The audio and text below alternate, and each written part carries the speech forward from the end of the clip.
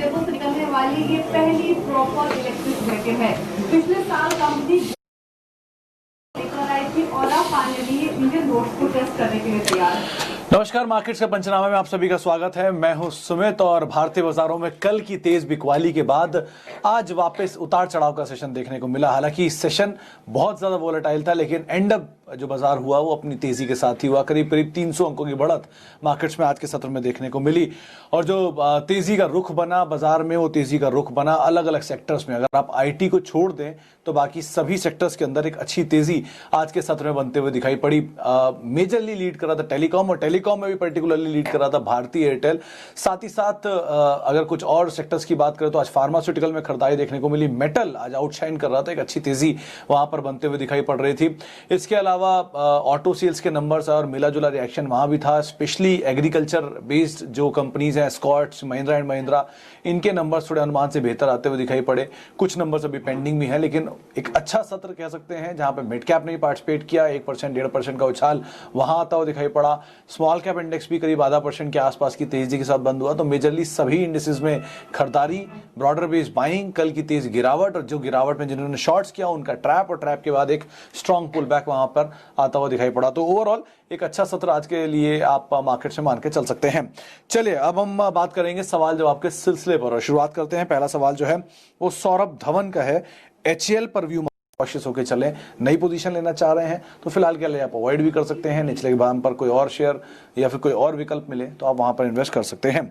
महानगर गैस को लेकर एक सवाल है तुषार जी का। तुषार जी देखिए, 1005 थोड़ा हायर लेवल है जहां पर आपने खरीदारी की है, एटलीस्ट नियर टर्म के लिए, क्योंकि रिसेंटली जितने भी हमारे चैनल पे जो एनालिस्ट आते हैं उन्होंने सबने ही बिकवाली की राय दी, और आज हमने देखा भी होगा शेयर में कुछ बिकवाली आते हुए दिखाई पड़ी है। हायर लेवल पे थोड़ा सा प्रेशर इसमें फील हो रहा है, इसीलिए उनकी तरफ से बिकवाली की कॉल आ रही है। लेकिन आप अगर लंबी अवधि का नजरिया रख सकते हैं तो कंपनी बुराई नहीं है। कंपनी काफ़ी बेहतर कंपनी है और काफ़ी बेहतर कंपनी का कंसेप्ट है। इनका जो बिजनेस है बहुत स्ट्रांग है। वेस्टर्न इंडिया में ये मेजरली अपने जो होल्ड है बहुत अच्छी रखते भी हैं, तो इनको वैसे तो कोई दिक्कत होनी नहीं है कामकाज को लेकर फंडामेंटली। लेकिन हाँ, नियर टर्म में प्राइस प्रेशर जो है थोड़ा सा आता हुआ पड़ेगा, तो आप उसके हिसाब से अपना डिसीजन लेकर चल सकते हैं। इसके अलावा फ्यूचर रिटेल 100 शेयर 106 रुपए के दाम पे नीलेश जी कहते हैं। नीलेश जी, ये सवाल आज दिन में भी कई बारी मेरे सामने आया था।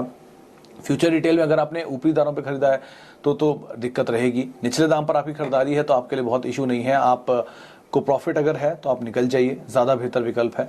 लंबी अवधि के लिए अगर आपको रिटेल में ही स्टोरी में इन्वेस्ट करना है तो जाहिर सी बात है, रिलायंस इंडस्ट्रीज आपके सामने खड़ा है, एक पूरा जाइंट जिसके अंदर टेलीकॉम भी है, ऑयल एंड गैस भी है और रिटेल भी है। और रिटेल में भी 52 मतलब इनका जो मिलियन स्क्वायर फीट है, फिर एरियाज वाइज देखेंगे, स्टोर वाइज देखेंगे, वो अपने नेक्स्ट पीयर से करीब 30 से 35% ज़्यादा है। तो आप अगर इन्वेस्ट ही करना चाहते हो तो रिलायंस में इन्वेस्ट करिए, फ्यूचर रिटेल में क्यों आप अपनी पोजीशन को देख रहे हैं। जो भी प्रॉफिट है लेकर निकल जाए। नया निवेश करना चाहते हैं तो अवॉइड करिए कंप्लीटली। एक सवाल और ले लेते हैं। सवाल है डी मार्ट पर लंबी अवधि के लिए। हाँ मिश्रा साहब, ये सवाल जरूर जायज़ है। कल परसों में एक रिपोर्ट भी आई थी रिलायंस के टेक ओवर के बाद फ्यूचर रिटेल के, जब ये जो टारगेट्स हैं उसके रिड्यूस किए गए हैं, लोअर लेवल पे प्रेशर की बातचीत भी जताई गई है। कल रिपोर्ट के आधार पर शेयर 5% टूटा भी था। लेकिन हाँ, नियर टर्म में प्रेशर रह सकता है, लेकिन डीमार्ट भी कोई छोटा प्लेयर नहीं है। एक लंबी अवधि से, एक लंबे समय से कंजर्वेटिवली अपनी पोजीशंस को इंटैक्ट रख रहे हैं। थोड़ा प्रेशर स्टॉक में देखने को जरूर मिल सकता है, लेकिन लोअर लेवल पे कंसोलिडेशन के बाद दोबारा उठेगा। स्ट्रॉन्ग प्रमोटर है, स्ट्रॉन्ग कैश है, डिविडेंड नहीं देती है, ये थोड़ा सा फ्लॉ है इस कंपनी के लिए। लेकिन ठीक है, अगर आगे चल के नंबर्स साउंड रहते हैं, मेंटेन रखते हैं, स्टोर ओपनिंग में कंजर्वेशन रहता है और डेट नहीं चढ़ने देते अपने ऊपर ज़्यादा, तो इस कंपनी में भी दिक्कत नहीं है, आप बने भी रह सकते हैं। इसके अलावा which share is the best share to buy now, Mittal साहब ये सवाल पूछा। देखिए अक्षय जी, शेयर बुरे कोई भी नहीं होते हैं। आप हर समय ही बाजार में इन्वेस्ट करने के लिए बेस्ट समय होता है। कल का मौका एक बहुत अच्छा मौका था बाजार में उतरने के लिए, आज का मौका भी बहुत अच्छा मौका था, लेकिन आपका नजरिया क्या है वो सब कुछ उस पर डिपेंड करता है। लंबी अवधि के नजरिए के साथ अगर आप जाना चाहते हैं तो कोई भी बड़ी दिग्गज कंपनी जैसे कि एफएमसीजी में से एचयूएल हुआ, नेस्ले हुआ, या फिर आईटीसी ऐसी कंपनी हुई, मतलब आप छोटी मोटी जो बस उसके बारे में सुनते हैं उसको अवॉइड करिए, लेकिन लंबी अवधि के लिए ITC is a good company. Mid cap में भी बहुत अच्छे अच्छे फार्मास्यूटिकल के स्टॉक्स हैं जहां पर आप पैसा डाल सकते हैं। तो कोई भी कंपनी जिसमें डेट नहीं हो, प्रमोटर का इशू नहीं हो, प्रोडक्ट अच्छा हो, लंबे समय से हो मार्केट के अंदर, आप ऐसी किसी भी कंपनी में इन्वेस्ट कर सकते हैं। प्लेज ना हो, ये 4-5 चीज़ों को आप देखिए और अपनी लंबी अवधि के लिए इन्वेस्ट करिए और इन्वेस्ट करते रहिए, घबराएं नहीं। बाजार में छोटे मोटे मूव ऊपर नीचे के आते रहते हैं, लेकिन लंबी अवधि में अगर कंपनी अच्छा काम कर रही है, धंधा अच्छा है, प्रॉफिटेबिलिटी अच्छी है, तो जाहिर सी बात है उसका रिवॉर्ड कभी ना कभी बाजार उसे ज़रूर देगा, वरना डिविडेंड तो मिल ही रहा है। तो ऐसा कुछ नहीं है, छोटी मोटी बज़ को, छोटी मोटी जो खबरें आती हैं उनको अवॉइड करिए, अच्छी कंपनी में इन्वेस्ट करिए, शेयर में नहीं। अच्छी कंपनी में इन्वेस्ट करेंगे, शेयर उसे फॉलो 100% कभी ना कभी करेगा, तो आप उस हिसाब से इसमें निवेश कर सकते हैं। इसके अलावा एक सवाल और लेते हैं। सवाल है सन फार्मा पर 842 रुपए के दाम पे खरीदारी। अरे बाप रे सौरभ जी, काफी ऊपरी स्तरों पे खरीदारी है आपकी, तो एज ऑफ नाउ तो होल्ड करने के अलावा कोई ऑप्शन नहीं है। ये जरूर है कि 900 रुपए पे प्रमोटर ने बहुत साल पहले बायबैक किया था, तो ऐसे घबराने वाली कोई बात एज सच तो नहीं है। कंपनी अच्छी है, देश की सबसे बड़ी फार्मास्यूटिकल कंपनी है, तो नंबर वाइज कोई प्रॉब्लम नहीं है। शेयर बहुत टाइम से अंडर परफॉर्म कर रहा है, थोड़ा चलना शुरू हुआ है, लेकिन अगर मूव अच्छा रहता है, आगे आपको तेजी मिलती है, तो आप रीजनेबल प्रॉफिट के साथ निकल सकते हैं। लेकिन इस तरह की कंपनियां अगर आपको कभी नीचे मिले तो आप उन्हें छोड़िए मत, वहां पर निवेश करिए। वो एक बेहतर जो ग्रोथ स्टोरी है वो उतनी इंटैक्ट नहीं दिख रही है। हर बार ये कहते हैं कि नंबर्स में अब जितनी बुरी चीज़ें थी वो खत्म हो चुकी हैं, आगे नहीं आएंगी, लेकिन फिर अगले क्वार्टर में आ जाती हैं। तो ऐसे करके सिचुएशन अब तक नहीं है। लास्ट क्वार्टर के नंबर काफ़ी साउंड थे, तो वहाँ थोड़ा सा बेहतरी का एक आंकड़ा आता हुआ दिखाई पड़ा, इसलिए बाजार ने रिएक्ट भी किया। 15 रुपये का शेयर आज 30 रुपये के ऊपर आ चुका है। वी वैद्यनाथन साहब वैसे भी जाने माने मैनेजमेंट है, तो उसका तो कोई मुकाबला ही नहीं है। अभी के लिए आप बने रह सकते हैं अगर आपके पास है तो। बहुत ज़्यादा बड़ी उम्मीदें जो बाजार में कहते हैं कि HDFC बैंक बन जाएगा, इस तरह की ना रखें। HDFC बैंक बहुत सारी वजहों से है, तो पहले पढ़ें कि क्यों उस तरह से HDFC बैंक बना, फिर आप IDFC बैंक को उससे कंपेयर करें। लेकिन हाँ, नियर टर्म में एटलीस्ट शॉर्ट टर्म प्रॉफिट के लिए, कुछ टाइम के प्रॉफिट के लिए आप जरूर इसको लेकर रख सकते हैं। बैंक्स में बड़ा बैंक आपको कभी भी कोई नीचे मिले, एक्सिस, ICICI या फिर HDFC बैंक जैसे बैंक नीचे, कोटक जैसे बैंक नीचे मिले, वहां पे आप इन्वेस्ट करें। एज ऑफ नाउ इसमें आप अपनी पोजीशन को होल्ड कर सकते हैं, प्रॉफिट्स मिले रीजनेबल, आप निकल सकते हैं। इसके अलावा एक सवाल L&T को लेकर, 935 पर खरीदारी है, लंबी अवधि का नजरिया है, तो कोई दिक्कत ही नहीं है। L&T जैसी कंपनी में लंबी अवधि के लिए क्या दिक्कत हो सकती है? थोड़ा चलता कम है, इसलिए आपको घबराहट होगी। एक हैंगओवर इसमें हमेशा रहेगा छुट्टी का, जैसे वो हैंगओवर खत्म हुआ माल बिकना ही बंद हो जाएगा। लेकिन L&T जैसी company, strong order book, 1.5 lakh crore से ज्यादा की ऑर्डर बुक, इतने बड़ी बड़ी कंपनीज का parent L&T infotech, L&T take, L&T बाकी हाइड्रोकार्बन जैसी कंपनीज, इनकी पेरेंटेज है, तो क्या दिक्कत है इस कंपनी में? कोई दिक्कत वैसे नंबर वाइज नहीं है, फाइनेंशियली नहीं है।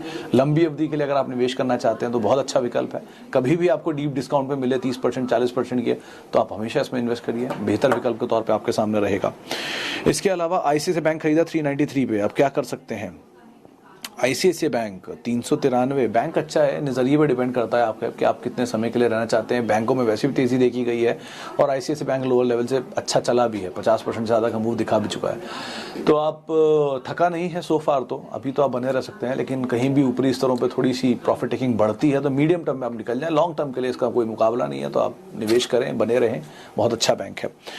इसके अलावा IGL 395 पे 100 share today, what is your view for short term? अरे sir, IGL short term, MGL का हैंगओवर इसके ऊपर भी आएगा थोड़ा बहुत, तो शायद प्रेशर देखने को मिल सकता है, और शायद मिल भी रहा हो आपकी खरीदारी के बाद से। लेकिन ये सब शेयर तो पोर्टफोलियो स्टॉक है। मतलब विपिन जी, बहुत सीधा सा जवाब है इसका। आप नियर टर्म में शायद 10 रुपये 15 रुपये लेकर निकल भी जाएंगे यहाँ से, और खुश भी हो जाएंगे, या 20-50 रुपये लेकर भी खुश हो जाएंगे। लेकिन ये अगर आप इसकी हिस्ट्री देखेंगे, 300 रुपये का शेयर आज आपके सामने किस तरह से, वो भी बोनस के बाद, तो इस तरह के शेयर तो वेल्थ क्रिएट करते हैं। आप इसमें छोटी अवधि में पैसे डालकर ज़ाहिर मत करें, और बेहतर विकल्प छोटी अवधि के लिए देख लें इनफैक्ट। लेकिन ये विकल्प तो अच्छे लंबे समय का रखने के लिए, आप इसको वैसे देखें, इसके बिजनेस को देखकर, अदरवाइज इसको आप अवॉइड करें छोटी अवधि में ट्रेड करने के लिए। साथ ही साथ निपॉन 240 पर बाय या सेल, ये सिंह साहब पूछ रहे हैं। देखिए सिंह साहब, बहुत ही बढ़िया कंपनी है, कोई दो राय नहीं है इसमें। निपॉन इंडिया पे, और 270 रुपये के दाम पे जब ये रिसेंटली आया था करेक्शन के बाद, तब तो टू गुड था। नंबर्स भी ठीक ठाक हैं, मैनेजमेंट चेंज हुआ है, थोड़ा फेरबदल का वेट करें, सिचुएशन के और बेटर होने का वेट करें, डिविडेंड वगैरह देखें, और उसके बाद इसमें बने रहें। अभी भी कोई दिक्कत नहीं है बने रहने में, लेकिन आगे और बेहतर सिचुएशन हो जाए तो अपनी पोजीशन को और आपका कन्विक्शन आ जाएगा। लोअर लेवल पे मिले तो आप ज़रूर इसमें एडिशन कर सकते हैं, वो एक और अच्छा विकल्प हो सकता है। इसके अलावा एक अदानी इंटरप्राइजेस को लेकर सवाल है, ये दिनेश कुमार जी सवाल पूछ रहे हैं, होल्ड या सेल? 285 रुपये के सवाल, 285 रुपये पे खरीदारी अदानी पे। न्यूज़ फ्लो ज़्यादा है, वोलेटाइल ज़्यादा रहता है ये स्टॉक, और दूसरा काफ़ी ज़्यादा वाइल्ड स्विंग्स देता है। ट्रेड के लिहाज से लिया है तो आपको तेजी मिले, 10-12 रुपए मिले, ऊपर से आप निकल जाएं। इन्वेस्टमेंट के लिहाज से अवॉइड करें स्टॉक को, और बेहतर विकल्प बाजार में है, आप उनको देख सकते हैं। इसके अलावा India Mart, Apple India 1500 long term, 2200 long term. Ketav ji दोनों में तो अच्छा खासा मुनाफा हो रहा है, लेकिन हाँ आप मल्टीपल वाइज अगर देखेंगे दोनों शेयर बहुत महंगे हो चुके हैं, इंडिया मार्ट भी और एप्पल इंडिया भी। एप्पल इंडिया में स्टोरी है कि माइक्रोसॉफ्ट ने पैसा डाला हुआ है और इस स्टोरी के मद्देनजर ये शेयर चले ही जा रहा है, लेकिन यूजुअली इस तरह की जो फैंसी स्टोरीज हैं इनमें आपको अच्छा प्रॉफिट मिल रहा है, आप निकल सकते हैं, क्योंकि इक्विटी बेस छोटा है इसलिए इसे चलाना बहुत आसान है, इसलिए चल भी ठीक ठाक रहे हैं दो स्टॉक्स। आपको एक रीजनेबल प्रॉफिट अगर आ रहा है जो आपको दिख भी रहा आता हुआ, तो आप कुछ तो उसमें से निकाल ही लीजिए, ताकि कभी ये नीचे भी आए तो आप एटलीस्ट दुखी ना हो। तो कुछ पैसा निकाल लीजिए, कुछ फ्री के शेयरों के साथ आप बने रह सकते हैं। बहुत बड़ी पोजीशन नहीं है, लेकिन हाँ फिर भी आप कुछ पैसा निकालिए और प्रॉफिट को एंजॉय करिए, और बाकी पैसे के साथ आप उन पोजीशन में बने रह सकते हैं। इसके अलावा यस बैंक 1710 पे 30,000 शेयर 6 महीने 1 साल के लिए। सर इस शेयर पे तो मतलब मुश्किल ही है जवाब दे पाना स्वामी जी, क्योंकि ये शेयर शायद डबल भी हो जाए यहाँ से, कोई दो राय नहीं है इसमें, लेकिन घबराहट रहेगी हमेशा कि आप भी हो सकता है। तो नंबर्स इसके सपोर्ट नहीं करते हैं इस तरह की सिचुएशन को, लेकिन आपने ले रखा है, आपको प्रॉफिट हो रहा है और रीजनेबल प्रॉफिट हो रहा है, और जिस तरह की एक्टिविटी आपने की है लग तो रहा है कि आपका एपेटाइट भी बड़ा है ट्रेड करने का, तो आप इसमें किसी भी अच्छे प्रॉफिट पर निकल जाएं। बेहतर लंबी अवधि के लिहाज से बैंक ढूंढ रहे हैं तो ये नहीं है वो बैंक जिसमें आप पैसा डालें। हमेशा डर रहेगा जब तक सिचुएशन की ठीक नहीं हो जाती है, नंबर्स आपको कई क्वार्टर तक ठीक नहीं दिखाई पड़ जाते हैं। एटलीस्ट तब तक के लिए आप लंबी अवधि का निवेश ना करें, छोटी अवधि के प्रॉफिट स्विंग्स का फायदा उठा सकते हैं। JK paper 110 long term view, company अच्छी है। जेके पेपर में प्रॉब्लम नहीं है, बहुत बड़ा पोर्टफोलियो है, टिश्यू से लेकर कॉपियर तक हर तरह की चीज़ें बनाते हैं, रिनोन ग्रुप है, अच्छे डिविडेंड पेइंग स्टॉक है, नंबर्स भी ठीक ठाक है, लेकिन हालिया करेक्शन इसके लिए थोड़ा है ट्रबल। साइक्लिकल बिजनेस है, कभी भी बस एकदम से आएगी पूरे सेक्टर में और चलने लग जाता है। तो नीचे के दाम पर लें, ऊपर के दाम पर निकलें, और लंबी अवधि के निवेश के लिए इसको अवॉइड करें। यही 3 चीज़ें इसमें कही जा सकती हैं। इसके अलावा जी एंटरटेनमेंट 2-3 सवाल आ गए। जन्मा जी का सवाल है और साथ साथ दिनेश जी का भी सवाल है। जी एंटरटेनमेंट के बारे में ब्रोकर्स बुलिश हैं, यही कह सकता हूँ। नंबर्स ठीक हैं, प्रोडक्ट पोर्टफोलियो इनका अच्छा है, लास्ट क्वार्टर के नंबर्स ठीक ठाक थे, कमेंट्री भी पॉजिटिव दी थी मैनेजमेंट ने, लेकिन सब्सटेंशियली कुछ खास आया नहीं, निफ्टी से बाहर हुआ है, तो शायद थोड़ा सा बस इसमें से, मतलब निफ्टी की जो पैसिव सेलिंग है वो कम हुई हो। डेट के नंबर के ऊपर आप सिर्फ नज़र रखें, मैनेजमेंट के ऊपर नज़र रखें, कौन मैनेजमेंट इसको आप संभाल रहा है और डेट कौन है।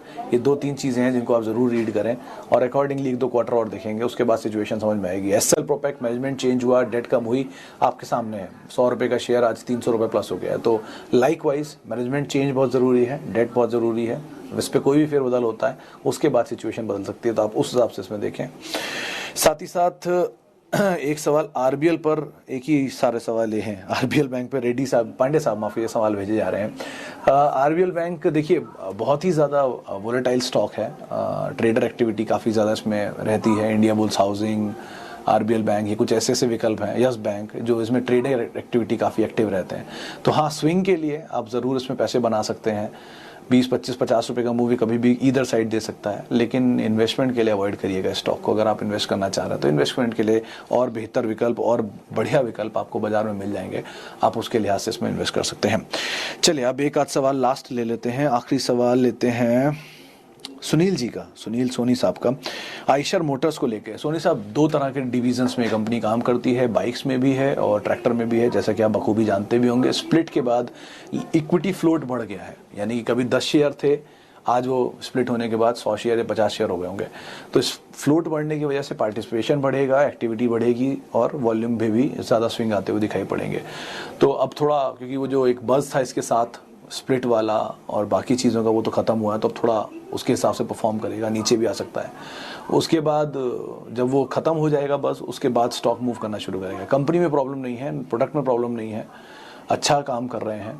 आगे के नंबर कैसे रहते हैं, क्योंकि डोमेस्टिक बिजनेस से उनका थोड़ा ढीला चल रहा है अभी कोविड-19 के चक्कर में, लेकिन हाँ इंटरनेशनल बिजनेस काफ़ी अच्छा, एक्सपोर्ट्स अच्छे थे। तो आगे के नंबर कैसे आते हैं सेल्स के और ये सब चीज़ें कैसी रहती हैं, इनके ऊपर आप ज़रूर नज़र रखें और अकॉर्डिंगली ही आप ट्रेड ले सकते हैं। फिलहाल इतने ही सवाल हम शामिल कर पाएंगे। माफ़ी उन सब लोगों से जिनके सवाल नहीं ले पाए, और उन सबका बहुत बहुत शुक्रिया जिन्होंने हमारे से सवाल पूछा और हमारे साथ बने रहे। आप मुझसे आगे भी जुड़ सकते हैं, @Sumit Research मेरा ट्विटर हैंडल है, आप वहाँ पर मुझसे जुड़ सकते हैं, मेरे से बातचीत